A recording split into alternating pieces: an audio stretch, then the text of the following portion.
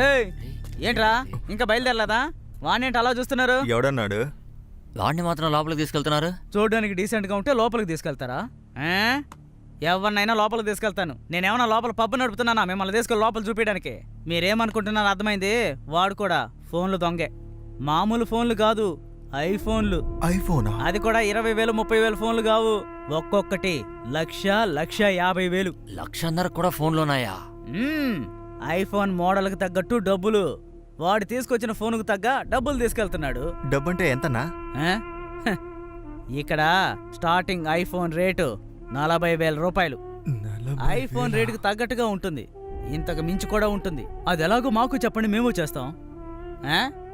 ఈ మొహం దానికి పనికొచ్చేదిలా కనిపించడం లేదే.